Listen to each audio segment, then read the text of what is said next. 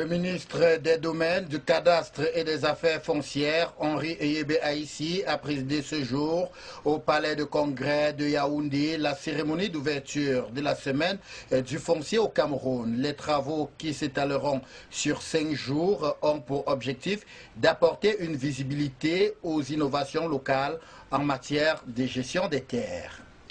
The Chinese government has announced the cancellation of debts owed by the Cameroon government amounting to 3,000 billion francs CFA. This announcement was made by the President Xi Special Envoy to Cameroon. This and more in this edition of the Bilingual Newscast. Good evening, televiewers, and welcome to this edition of the Bilingual Newscast on NGTV.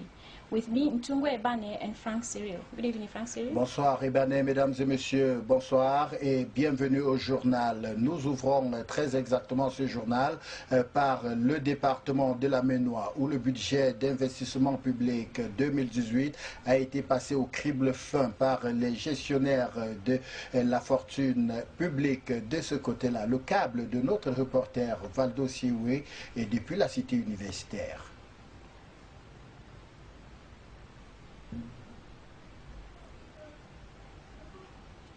Et quelques petits soucis avec ce papier. Le taux d'exécution du budget d'investissement public dans le département de la Ménois s'élève à 60% en cette fin du 4e trimestre de l'exercice 2018. Un pourcentage légèrement en baisse comparativement à celui de l'année dernière à la même période. Présidé par l'honorable Gefak Placide, le comité du suivi du dit budget réuni ici à la délégation départementale du ministère de l'économie, de la planification et de l'aménagement du territoire a passé en revue tous les projets du département. Pour plus d'une raison, plusieurs projets ont piétiné. Nous nous sommes rendus compte qu'il se pose un problème au niveau du forage, puisque les garnisons en la matière ne sont pas. La quasi-totalité des forages alloués dans le département de la Ménois n'ont pas été réalisés. Outre cela, il se pose également le problème de paiement. Les entrepreneurs qui ont déjà effectué leurs travaux ne sont pas entrés en possession de leur dû et n'ont plus de possibilité de continuer. C'est là où se trouve le nœud du problème aujourd'hui. À ces causes s'ajoute le relief pas toujours hospitalier dans certains arrondissements. Dans la Ménois, généralement, nous pouvons déjà citer l'accès difficile au site. Il s'agit précisément de la commune de Centre, qui a encore beaucoup de projets non réceptionnés et qui traînent dans la reprise des travaux après suspension des pluies. Ceci aussi, c'était dû aux aléas du relief. Malgré ces faibles performances, les projets réalisés présentent une relative satisfaction. La performance sur le terrain, elle est assez bien. Elle est assez bien parce que quand nous avons parcouru tous les projets et avec les descentes sur les terrains de Sibaïva, les images que nous avons ramassées, on a constaté que les travaux ont été vraiment effectués sur le terrain malgré quelques malfaçons. La commune de Nkonzem, à juste titre, présente 100% du taux de réalisation de ces projets. Elle s'est prêtée à notre micro pour nous livrer ses secrets. En Nkonzem, notre force, c'est déjà le maire qui passer les marchés à temps. Ensuite, on a eu la chance d'avoir des prestataires honnêtes. Un tel exemple témoigne à suffisance qu'il est possible d'atteindre des pourcentages plus réduisants d'exécution du budget d'investissement public. Pour cela, Restons toujours du côté de la Cité des Arts où la commune de Tchank a voté son budget pour l'année 2019 qui est en nette hausse, Valdo.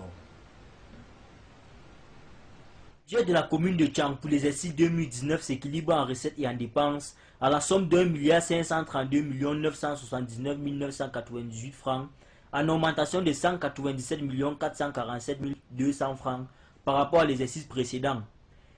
Il a été adopté à l'unanimité par son conseil municipal au cours de sa dernière assise, qui a également mis en relief les projets sur lesquels devra marteler l'exécutif municipal, notamment l'entretien des ordures ménagères, l'entretien routier, qui sont des véritables cailloux dans la chaussure de la municipalité. Pour atteindre tous ces objectifs, la municipalité a besoin de plus d'autonomie dans la gestion des affaires locales, tant il est vrai que les collectivités locales ne bénéficient pas encore de cette autonomie. Vous allez en vouloir à un maire qui n'a pas ramassé les ordures quand il a eu l'accès à l'argent. On vous dit que quand on paye l'argent des centimes additionnels communal, c'est reversé trimestriellement par le FECOM. Si cet argent était payé et les patents qui sont prévus dans la journée, que c'était dans le compte des communes, en ce moment-là, on peut en vouloir un maire. Tout compte fait, ces imperfections du système de décentralisation au Cameroun relevées n'ont pas entaché la sérénité dans laquelle s'est déroulé le conseil municipal. C'est une bonne occasion pour moi de saluer l'esprit qui a présidé, n'est-ce pas, à ce travail d'examen et de vote de budget de la commune de Tchang. Vous savez, notre commune travaille, notre conseil travaille dans la totale et parfaite sérénité. Et raison pour laquelle les résultats suivent. Quand on travaille de façon sereine, l'efficacité, n'est-ce pas, enjambe, s'enjambe. C'est donc parti pour l'exécution du budget dans la commune de Tchang. Il faudra attendre un an passé pour faire son évaluation.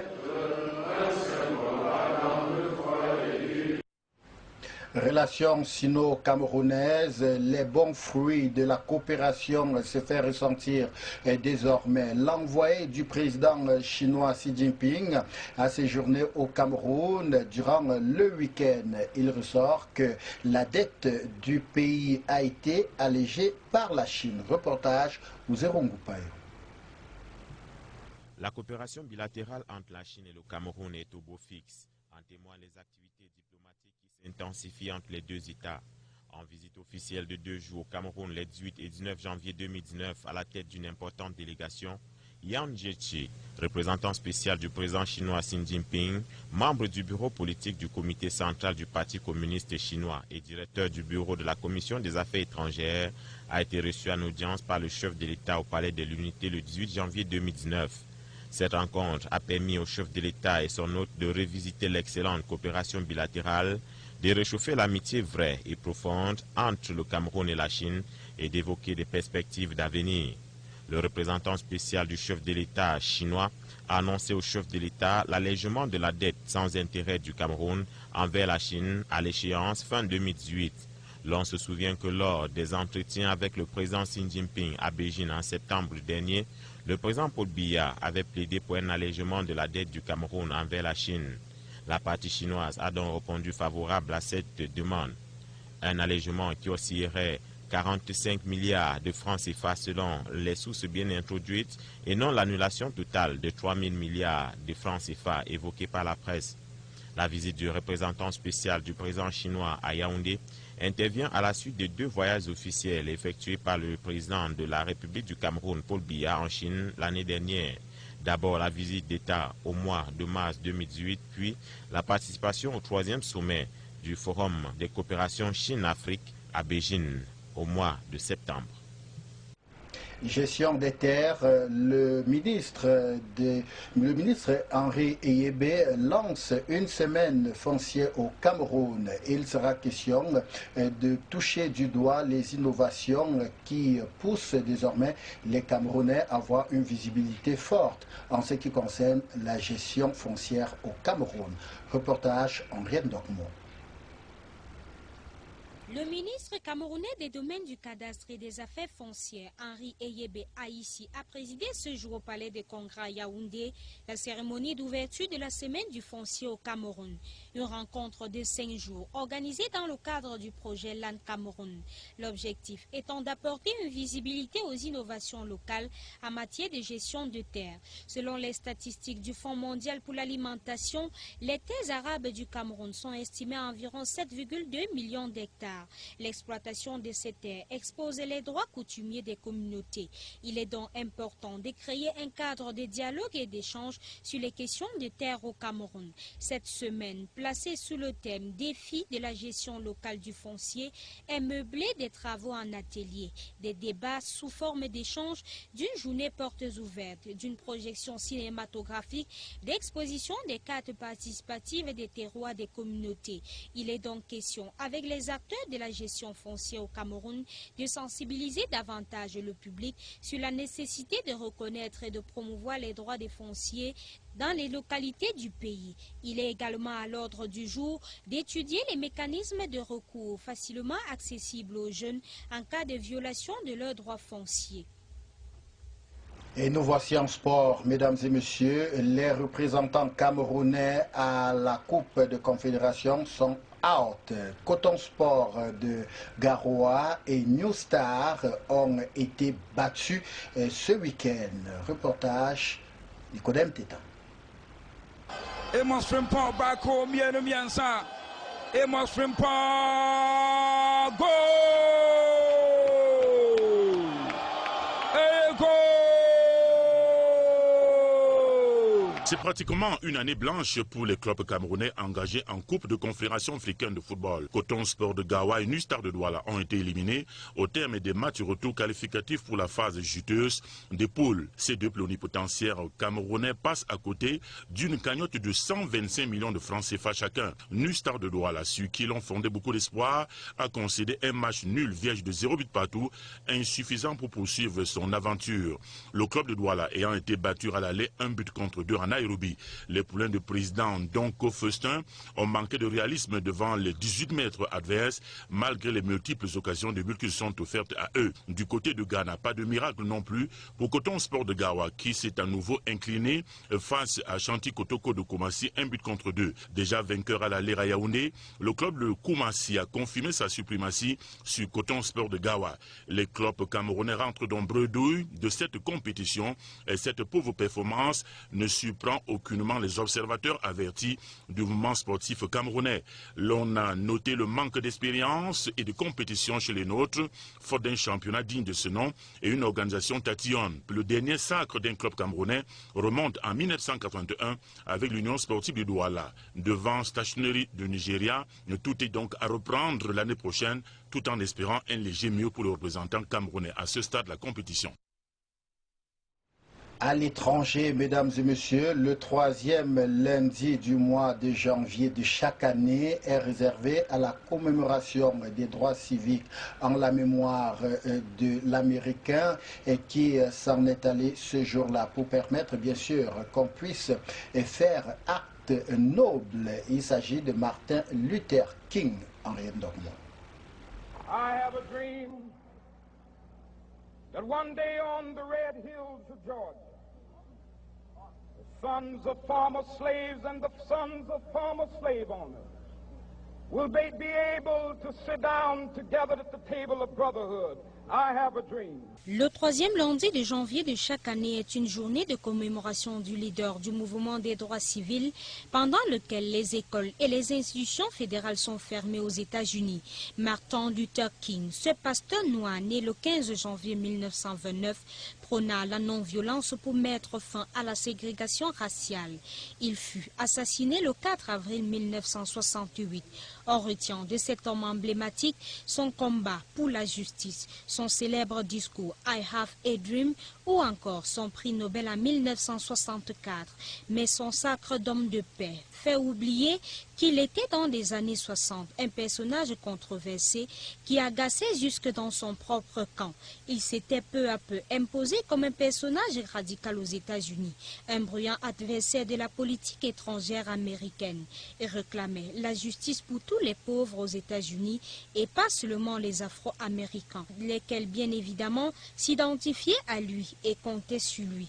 Il a levé les foules et il a laissé un legs, mais aussi une image, celle d'un visionnaire qui parlait d'égalité, celle d'un pacifiste qui réclamait la paix, celle d'un homme qui croyait que le racisme peut disparaître. En ce 21 janvier, les hommes, quelle que soit leur couleur de peau, célèbrent Martin Luther King. Certains n'y verront qu'une journée d'école buissonnière, d'autres peut-être, conscients du racisme grandissant et affirmé, seront plus sensibles à l'image et au message du révérend.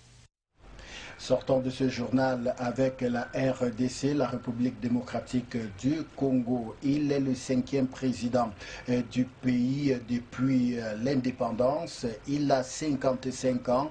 Félix Tshisekedi a été déclaré vainqueur de l'élection par la Cour constitutionnelle. Reportage. Est enfin sorti des bureaux de la Cour constitutionnelle en République démocratique du Congo.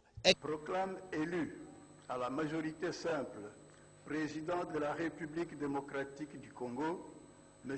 Tshisekedi Tshilombo Félix.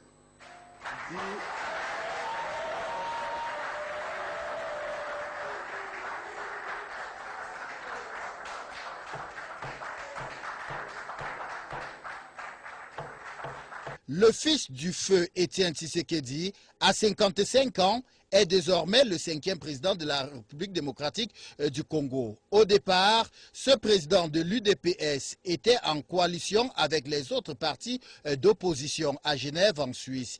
Il est écarté de la présidence de la coalition, mais décide de soutenir le candidat Fayoulou, porté à la présidence des partis d'opposition. Mais les membres de son parti, l'UDPS, ont vu autrement cette position et l'ont poussé au changement de sa propre décision. Il décide alors de faire cavalier seul. Au sortir du scrutin, il est déclaré vainqueur. Kinshasa explose. Fachi, de son petit nom, présidera aux destinées de la RDC. Il est le premier président passé de l'opposition à la présidence. Pour un mandat de 5 ans, il devra cohabiter avec un premier ministre issu de l'actuelle majorité pro-Kabila qui a obtenu une vaste majorité, 337 sièges sur 500 à l'Assemblée nationale, d'après la commission électorale indépendante. La prestation de serment, selon le calendrier de la CENI, est prévue ce 22 janvier 2019. Mais tout laisse à croire que cette cérémonie sera reportée à une date ultérieure. Voilà, mesdames et messieurs, c'est sur cette note de satisfaction et surtout de bonheur du côté de la République démocratique du Congo que nous refermons la première partie de votre journal. La seconde vous est présentée par Ebalé. Bonsoir une fois de plus. Bonsoir Cyril. Good evening once more, and thanks for joining us in this second part of the bilingual newscast in English language. The Chinese government has announced the cancellation of debt owed by the Cameroon government amounting to 3,000 billion francs CFA. This was announced by President Xi Jinping's special envoy in Cameroon. Details in this report. The Chinese government has announced the cancellation of debts owed by the government of Cameroon amounting to 3,000 billion francs CFA. This decision was disclosed to President Paul Biya by Yang Jiechi, special envoy of Chinese President Xi Jinping, on Friday, January 18, during an audience at the Unity Palace. This decision comes exactly 9 days after President Paul Biya announced his intention to engage an active policy of economic engagement with China. Yang Jiechi, member of the political bureau of the Chinese Communist Party, received China-Cameroon relations with President Paul Biya. The visit is the first for a senior Chinese since President Paul Biya paid a state visit to the People's Republic of China in March 2018 and in September when he participated at the Third Summit Forum on China-Africa Cooperation. The discussion, which took close to 75 minutes, focused on strengthening cooperation ties between both countries in 2019 through other high-level visits in Beijing. After the audience at the State House, the Chinese official and his accompanying delegation had a work session with the Minister of External Relations, at the end of which the Prime Minister, head of government, Joseph Diongute, offered a state dinner to Mr. Yang Jiechi on behalf of the President of the Republic at the Hilton Hotel in Yaoundé. Yang Jiechi left Cameroon early Saturday after the end of his 2-day mission to Cameroon. It should be noted that in recent years, China has been imposing herself on Cameroon's top business partners. In 2016, bilateral trade between the two countries hit 1,510 billion francs CFA. In sports, no Cameroonian club will evolve in the pool phase of the African Confederation Cup, as New Star of Douala and Cotton Sport of Garoua were eliminated. Sontia Bindia tells us more. Champions of Cameroon, Cotton Sport of Garoua is out of the African Confederation Cup after his Dauphin at the last championship suffered the same fate. Cameroon no longer has any representative to evolve from the continental scene, while they have not returned to the group stage. The 3 goals conceded to Ashanti Kotoko in the first leg were already a bad omen. It was the other defeat of 2 goals against 1 which put an end to the African campaign of Cotton Sport of Garoua. Gerard Bimi's Falls were eliminated on January 20th after a blank draw at Stade Omnisport of Limbe. New Star of Douala will receive Guamaya FC this Sunday. Knew the task wouldn't be easy. Defeated in the first leg but reinforced by the goals scored outside. This club of economic capital of Cameroon needed only a single goal in return. But the exploit was not possible, as it has become a tradition throughout the preliminary phase of this competition for New Stars of Douala not to be able to score at home, despite countless opportunities they have created. New Star of Douala considered the blank draw insufficient to get a ticket for the rest of the tournament. At the chicken phase, New Star goes out. Goemaye continues. She qualifies for the group phase of the competition. There will be no Cameroonian club in the pool phase for the African Football Confederation Cup this year. The champions of Cameroon were eliminated on Sunday by the Ghanaian Ashanti Kotoko of Kumasi after another 2-1 loss. With the tie-up of National Championship of FIFA and CAF standard, probably the representative would compete on the same footing as other representatives of African countries. On our foreign page, Martin Luther King Jr. Day is commemorated today to teach people on his struggle against the fight against racial segregation, racism, and encourage people to do volunteerism. Details in the following report.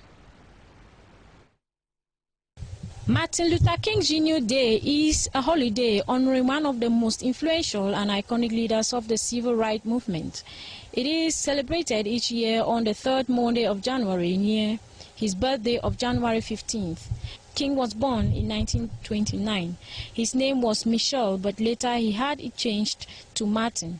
After obtaining his high school diploma, he went on to obtain a doctorate in 1955. He got married to Coretta Scott, with whom he had 4 children, 2 daughters and 2 sons. In 1964, after moving to the forefront of the American civil rights movement, King was awarded the Nobel Peace Prize for his efforts to establish equal rights for African Americans. He was assassinated on April 4, 1968 in Memphis, Tennessee, on the balcony of the Lorraine Motel.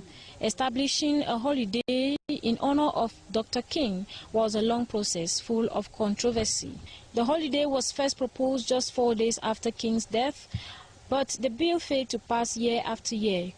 Critics claimed that anyone who opposed it would be automatically deemed a racist and that the country should not be bullied into recognizing King above many other figures who were actually deserving of the honor. Finally, in 1970, Congress convinced New York to recognize King's birthday. In 1983, President Ronald Reagan, in his proclamation speech, defended King's worthiness of the honor. It was until the 90s that Martin Luther King Day was accepted and celebrated all over the country. This day celebrates the life and achievements of Martin Luther King Jr. Its traditions are rooted in the idea of promoting equal rights for all citizens, regardless of their backgrounds. Some schools celebrate the day by teaching their pupils or students about the work of Martin Luther King and the struggle against racial segregation and racism. People are encouraged to give some time as volunteers in citizen action groups. And President Tshisekedi has received congratulatory messages from some African presidents after his election as president of the Democratic Republic of Congo. He was called upon to maintain unity, peace, and stability in the country. Details in the following report. two African presidents have congratulated the Democratic Republic of Congo opposition leader Felix Tshisekedi for winning last month's presidential poll, despite the African Union saying it had serious doubts about the results. The Constitutional Court rules that Mr. Tshisekedi had won after rejecting a challenge from rival Martin Fayulu. Kenya's President Uhuru Kenyatta and South African President Cyril Ramaphosa both sent their congratulations. Mr. Ramaphosa called on all parties to respect the decision of the Constitutional Court and commit to continue with a journey of consolidating peace. The Southern African Regional Group has also welcomed Tshisekedi's victory, saying that all Congolese should support the president-elect in his bid to maintain unity, peace and stability. Mr. Fayulu Martin was the runner-up in the 30 December elections and he claims to be the legitimate president. The court, however, said Mr. Fayulu had failed to prove that the Election Commission had announced false results. It went on to declare Felix Tshisekedi president of the Democratic Republic of Congo by simple majority. He is now expected to be sworn in within 10 days. But the roll over the result has dented hopes the elections could bring the first orderly transfer of power since the Democratic Republic of Congo's independence from Belgium in 1960.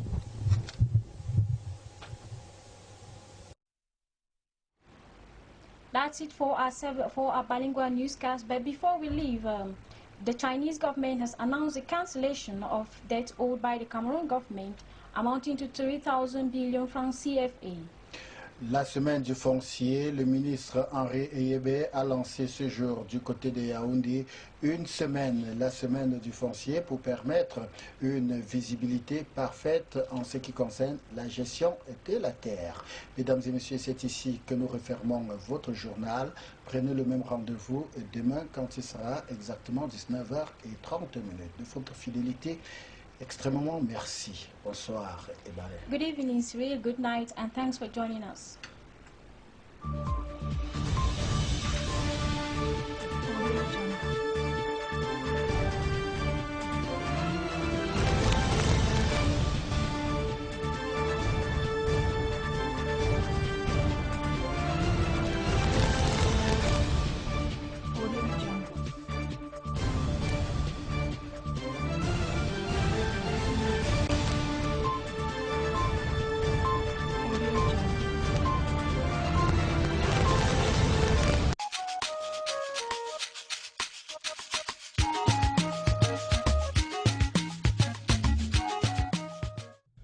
Chers téléspectateurs d'NJTV, ne manquez pas votre rendez-vous quotidien Hot Coffee. Hot Coffee, c'est votre